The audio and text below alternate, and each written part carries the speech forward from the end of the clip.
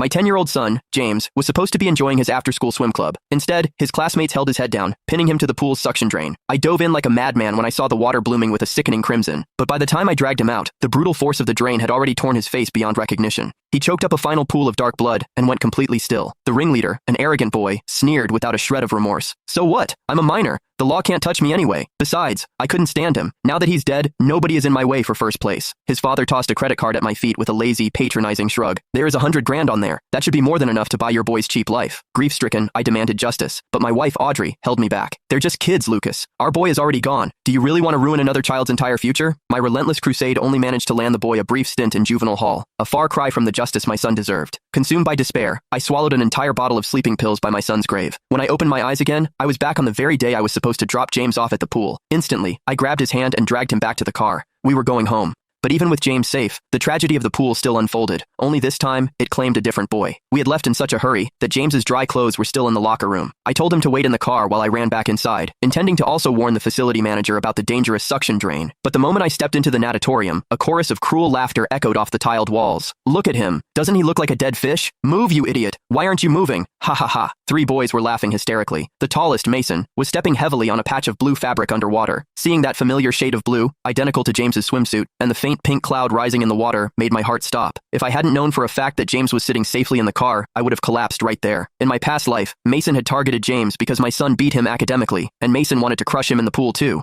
But who was this boy, and why were they doing this to him? I didn't have time to think. I rushed forward, shouting at the top of my lungs. Stop! What the hell are you doing? Mason looked up, raised an eyebrow, and took a casual step back. Oh look, the old dog's here to protect his pup. Game's over, boys. The other 2 boys jumped back like startled rabbits, refusing to look me in the eye. Even though they had released him, the immense suction held the boy's face flat against the drain grate. His limbs floated limply. In my past life, James had been trapped exactly like this. I had dove in to save him, but the suction was too strong to fight. By the time the staff turned off the filtration system, the golden window had slammed shut, and my son died in my arms. The blue swimsuit, the medium cropped hair, the slight build. I kept telling myself James was safe, but my hands shook uncontrollably. Drawing on my grim experience, I screamed at the nearby lifeguard. What are you standing there for? There's a kid stuck to the drain. Shut off the filtration system now. The lifeguard finally snapped out of his daze and scrambled to call the control room. A few agonizing minutes later, I pulled the boy's limp body from the water. His face was swollen and distorted, completely unrecognizable. He wasn't breathing, and there was no pulse. Mason stood nearby with his arms crossed, a smug smirk playing on his lips. Mister, he said he could hold his breath for 3 minutes. We were just helping him. Helping him? My vision went red.